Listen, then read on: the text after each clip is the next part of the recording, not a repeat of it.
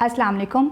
मेरा नाम डॉक्टर हुमा असलम है। मैं कंसल्टेंट साइकाइट्रिस्ट हूँ और Punjab institute of mental health में as head of unit C2 काम कर रही हूँ। इसके साथ साथ DHA फेज़ 8 में अपना प्राइवेट क्लिनिक रन कर रही हूँ। आज की वीडियो में हम बात करेंगे हार्ट अटैक और पैनिक अटैक में क्या डिफरेंस होता है। मैंने पिछली वीडियो में बात की थी कि पैनिक अटैक्स क्या होते हैं, उनकी क्या सिम्टम्स होती हैं। नॉर्मली किसी को जब पैनिक अटैक होता है तो फ़ौरन इमरजेंसी भागता है क्योंकि उसे लग रहा होता है उसे हार्ट अटैक हो रहा है, चीज़ें आउट ऑफ कंट्रोल हो रही हैं, उसकी जान निकल रही है। वहाँ पे सारे टेस्ट होते हैं और टेस्ट क्लियर आते हैं और सम टाइम ये सर्कल चलता रहता है। जब भी पैनिक अटैक की सिम्टम्स होती हैं इनको लगता है कि हार्ट अटैक हो रहा है और ये बार बार इमरजेंसी जाते हैं, लेकिन हर दफ़ा ऐसा ही महसूस होता है कि अब हार्ट अटैक है और अब सब कुछ ख़त्म होने वाला है। तो वो क्या चीज़ें हैं जिससे हम ये पता लगा सकते हैं कि ये पैनिक अटैक है या हार्ट अटैक है। असल में हार्ट अटैक और पैनिक अटैक्स की सिम्टम्स बहुत एक जैसी होती हैं। दोनों की जब स्टार्टिंग सिम्टम्स देखी जाएं तो हार्ट रेट बहुत ज़्यादा बढ़ जाता है, दिल बहुत तेज़ी से धड़कता है, चेस्ट पेन होती है, सीने में बहुत ज़्यादा दर्द होती है, साथ में शॉर्टनेस ऑफ ब्रेथ हो सकती है, सांस मुश्किल से आता है, सांस लेने में डिफ़िकल्टी होती है, ठंडे पसीने आ सकते हैं, जिस्म में ठंडी तरेलियाँ आती हैं, इसके साथ साथ हाथों में कपकपाहट हो सकती है। तो ये दोनों चीज़ें हार्ट अटैक में भी होती हैं और पैनिक अटैक में भी होती हैं। लेकिन अगर देखा जाए कि हार्ट अटैक में क्या डिफरेंट होता है as compared to panic attack, क्योंकि ये डिफरेंस पता होना इसलिए ज़रूरी है कि हार्ट अटैक एक फेटल कंडीशन है, उसमें खुदा न ख्वास्ता बंदे की जान जा सकती है, जबकि पैनिक अटैक बहुत अनकम्फर्टेबल ज़रूर होता है लेकिन इसमें कभी भी जान नहीं जाती, जान को कोई ख़तरा नहीं होता। सो हार्ट अटैक की जो पेन होती है वो बेसिकली बहुत ही स्वेयर पेन होती है। वो ऐसे लगता है कि कोई हाथी आपकी चेस्ट पे बैठ गया, इतना ज़्यादा एक प्रेशर महसूस होता है।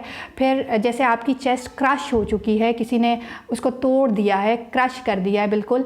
फिर ये जो पेन होती है ये आपके लेफ़्ट आर्म में भी जाती है, आपकी जॉ में जाती है, आपकी बैक में जा सकती है, आपके शोल्डर में जाती है, जिस्म का कलर चेंज हो जाता है, रंगत चेंज हो जाती है। तो ये अगर ज़रा देखा जाए कि उसके चेहरे की रंगत बदल रही होती है, जिस्म की रंगत बदल रही होती है। जबकि पैनिक अटैक में जो चेस्ट पेन होती है वो ऐसे होता है कि जैसे कोई चीज़ वाइब्रेशन वाली पेन होती है या कोई स्टैब कर रहा है, कोई छुरे से स्टैब कर रहा है, और वो पेन लोकलाइज होती है, उसी जगह पे रहती है। फिर नॉर्मली देखा गया है जो पैनिक अटैक है, क्योंकि वो एंग्जाइटी की एक स्वेयर फॉर्म होती है, वो अर्ली एज में स्टार्ट होता है। सो अगर किसी को ये वाली सिम्टम्स कुछ अर्ली एज में हो रही हैं, 20 साल में, 30 साल में हो रही हैं, तो मोस्ट प्रॉब्ली ये पैनिक अटैक है। जबकि अगर किसी को 60-70 साल के बाद इस तरह की सिम्टम्स हो रही हैं तो मोस्ट प्रॉब्ली ये हार्ट अटैक है।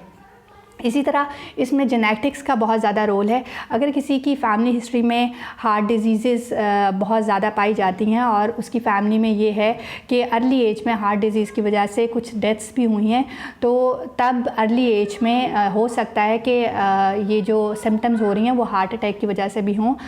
लेकिन नॉर्मली अर्ली एज में अगर जेनेटिक्स कुछ इस तरह की नहीं है, पास्ट में कोई ऐसी हिस्ट्री नहीं है, जीन्स में कोई ऐसा कॉम्पोनेंट नहीं आ रहा, तो ये मोस्ट प्रॉब्ली पैनिक अटैक होता है।